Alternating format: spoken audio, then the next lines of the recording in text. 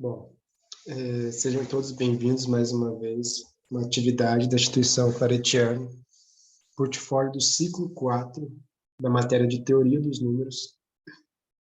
Professora tutora é a Beatriz Consuelo, e eu sou o aluno Wander Fonseca.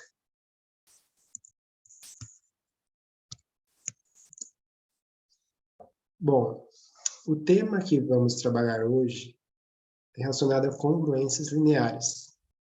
Os objetivos, no caso, são de introduzir os conceitos principais de congruências lineares através de definições e exemplos. Então, o objetivo dessa aula é introduzir conceitos em relação a esse tema.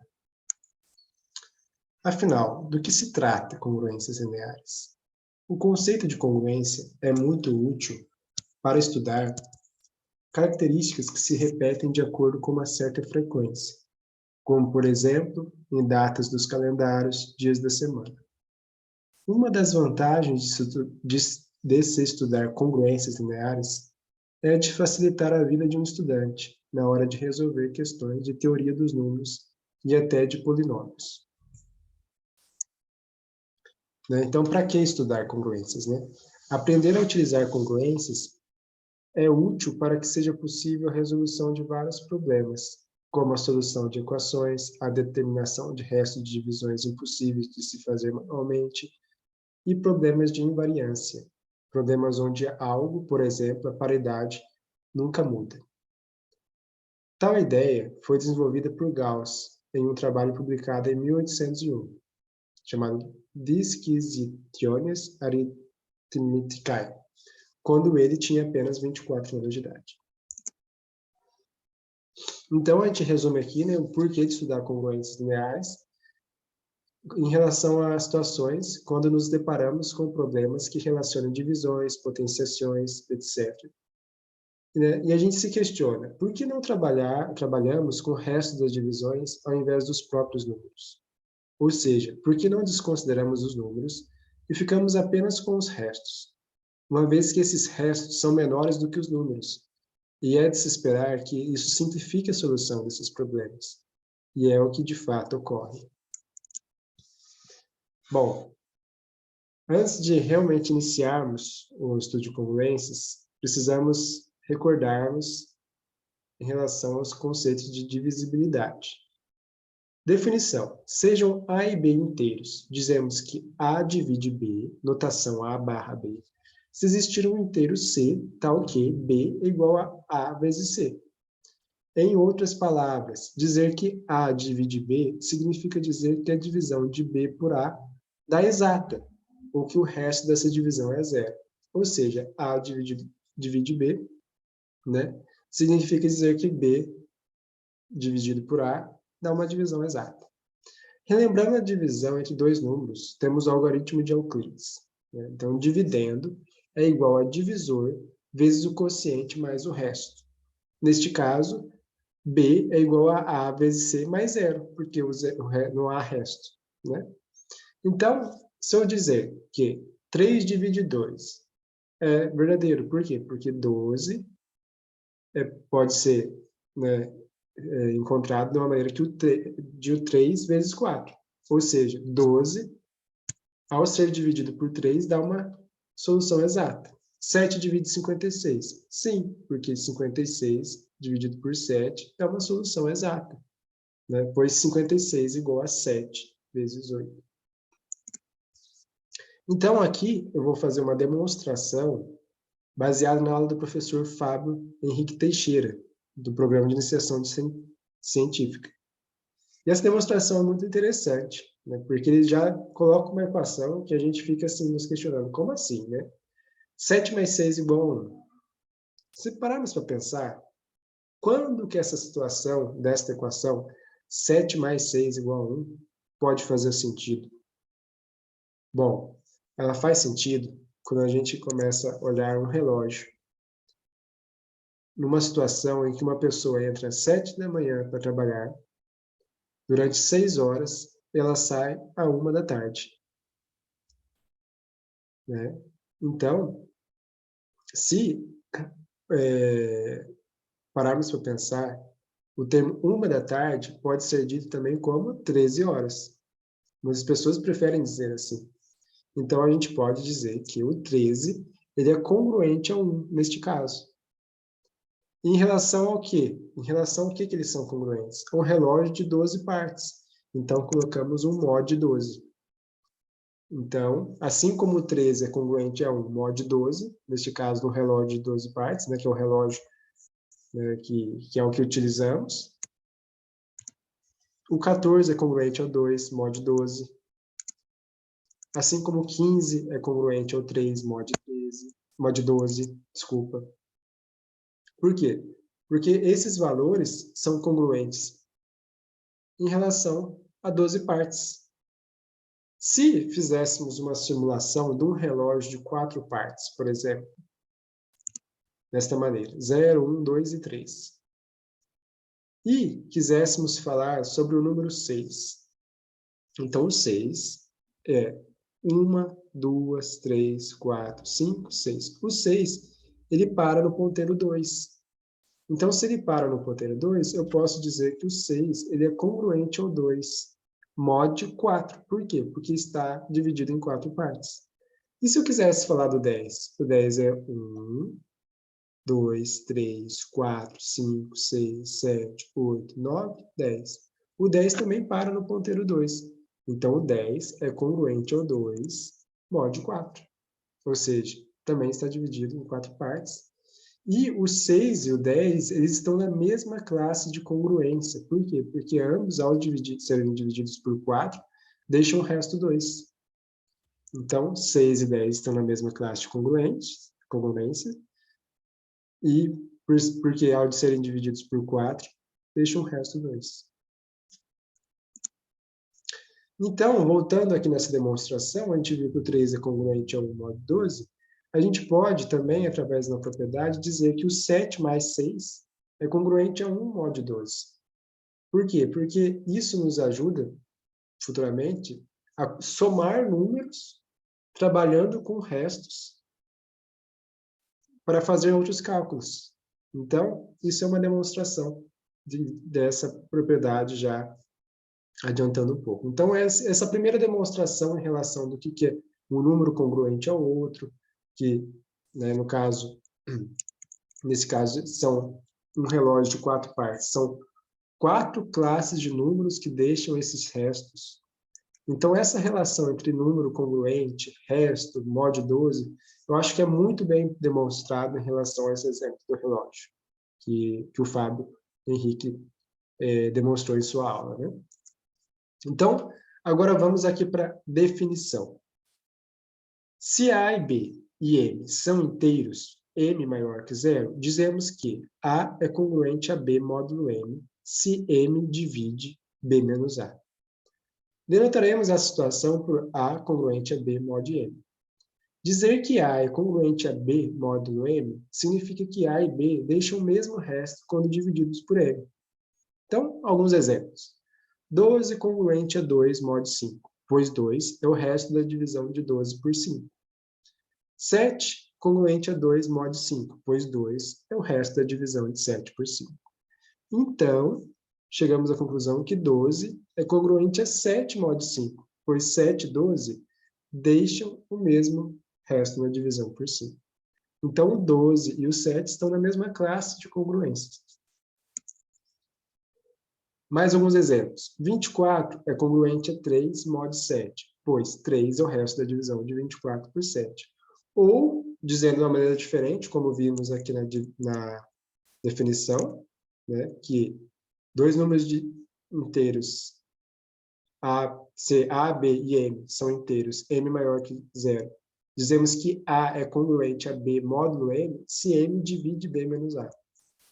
Ou seja, então, nesse caso, podemos afirmar que o 7, 24 congruente a 3 mod 7, porque o 3 é resto da divisão de 24 por 7, ou porque 7 divide 24 menos 3. 28 é congruente a 1 mod 9, pois 1 é o resto da divisão de 28 por 9, ou porque 9 divide 28 menos 1. Então, Aplicando a definição, colocando exemplos numéricos, fica fácil de visualizar, né? Agora, eu vou demonstrar alguns casos permitidos. O que isso significa? Que, aparentemente, o primeiro contato que a gente visualiza pode parecer estranho. Então, sabe-se que 28 é igual a 9 vezes 3 mais 1. Beleza. Mas por que não escrevermos que 28 é igual a 9 vezes 4 menos 8? Ou seja, por que não dizer que 28 é igual a 36 menos 8? Isso também é exato, né? O resto da divisão de 28 por 9 poderia ser menos 8. Sim, né? Mas, aparentemente, né, como aprendemos na divisão euclidiana, não é permitido quando aprendemos a dividir, pois aprendemos a dividir buscando o menor resto positivo. Porém, quando trabalhamos com congruências lineares, podemos trabalhar com restos negativos na teoria de congruência. Ou seja, é possível escrever que 28 é igual a 9 vezes 4 menos 8. Ficando assim, 28 é congruente a menos 8 mod 9. Então, na teoria de congruência, é possível trabalhar com restos negativos. Mais alguns exemplos. 4 é congruente a 15 mod 11, pois 11 divide 4 menos 15. 32 congruente a 0 mod 4, pois 4 divide 32 menos 0. Então, pela definição, né, A é congruente a B módulo M, se M divide A menos B. Notação, A é congruente a B mod M. A é incongruente módulo M, A é incongruente a B módulo M, se M não divide A menos B. Então, notação, A é incongruente a B mod M. A letra minúscula M sempre será um número inteiro maior que zero. Agora, a gente vai ver algumas propriedades em relação às congruências lineares. Sejam dois números inteiros tais que A congruente a B mod M e outros dois números inteiros tais que C congruente a D mod M. Assim, A mais C é congruente a B mais D, ou A menos C congruente a B menos D mod M. Ou seja, né, colocando uma prova aqui, com exemplos numéricos, temos o exemplo de 14 congruente a 2 mod 4. Perfeito. E outro exemplo, 17 congruente a 1 mod 4. Então, podemos falar que o 14 mais 17 é 31, que é congruente a 2 mais 1, que é 3, mod 4, pois 4 divide 31 menos 3. Ou, em relação à subtração, menos 3 é congruente a 1 mod 4, pois 4 divide menos 3 menos 1. 4 divide menos 4. Então, essa propriedade a gente conseguiu visualizar, né, quando temos dois exemplos de números, situações, com o mesmo mod, esses números podem ser subtraídos ou somados, e a relação de congruência continua existindo. Propriedade número 2. Sejam dois números inteiros tais que A congruente B mod M e outros dois inteiros tais que C congruente a D mod M. Assim, podemos multiplicar A vezes C e B vezes D, mod M. Antes, tínhamos demonstrado que poderíamos somar ou subtrair. Agora, podemos multiplicar. Então, qual que seria a prova disso? 14 congruente a 2 mod 4 e 17 congruente a 1 mod 4. Então, 14 vezes 17 é congruente a 2 vezes 1 mod 4. Ou seja, 238 é congruente a 2 mod 4, pois 4 divide 238 menos 2. Ou seja, 4 divide 236, que é 59. Propriedade número 3. Sejam dois números inteiros, tais que A congruente a B mod M, logo sendo R outro número inteiro, tem-se que A mais R ou A menos R é congruente a B mais R ou B menos R mod M. Então, né, provando isso, né? Com exemplo, 14 congruente a 2 mod 4. Escolhendo o R igual a 3. Então, 14 mais 3 é congruente a 2 mais 3 mod 4. Ou seja, 17 é congruente a 5 mod 4. Pois 4 divide 17 menos 5. Ou seja, 4 divide 12, né? Ou, em relação à subtração, 14 menos 3 dá 11, congruente a 2 menos 3, que dá menos 1 mod 4. Pois 4 divide 11 menos 1. Ou seja, 4 divide 12, que 12 dividido por 4 dá uma divisão exata, certo? Então, propriedade número 4. Sejam dois números inteiros tais que A congruente a B mod N. Logo, sendo R outro número inteiro, tem-se que A vezes R é congruente a B vezes R mod N. Anteriormente, havíamos somado ou subtraído e a relação de congruência continuou. Agora, multiplicando. Então, 14 congruente a 2 mod 4, igual ao outro exemplo, sendo R igual a 3. 14 vezes 3 congruente a 2 vezes 3 mod 4, né? Ficaria 42 congruente a 6 mod 4, pois 4 divide 42 menos 6. Então, a gente tem essa relação de congruência multiplicando um outro número inteiro. Sejam dois números inteiros tais que A congruente B mod N. E seja N um número natural. Logo, podemos dizer que A elevado a esse N é congruente a B elevado a esse N mod N. Então, prova em relação ao número numérico, né? 14 congruente a 2 mod 4. Sendo N igual a 2, podemos afirmar que 14 ao quadrado é congruente a 2 ao quadrado mod 4. Porque 196 é congruente a 4 mod 4. Pois 4 divide 196 menos 4. 4 divide 192. Então, a gente tem aqui exemplos de propriedades que nos ajudam muito na execução de possíveis problemas, como esse, por exemplo. Temos um exercício aqui. Calcular o resto da divisão de 2006 elevado a 2006 por 5. Então, se a gente olhar esse exercício, manualmente é impossível calcularmos 2006 elevado a 2006. Poderíamos até calcular esse número na calculadora e tentarmos e fizermos a divisão, né, à mão, só que daria um trabalho imenso, um trabalho que seria inviável. Então, um exercício como esse mostra a utilidade do estudo de congruências lineares. Então, como é que a gente poderia fazer isso? Vamos olhar só o número 2006 e esquecer um pouco esse expoente e dividir ele por 5. Né?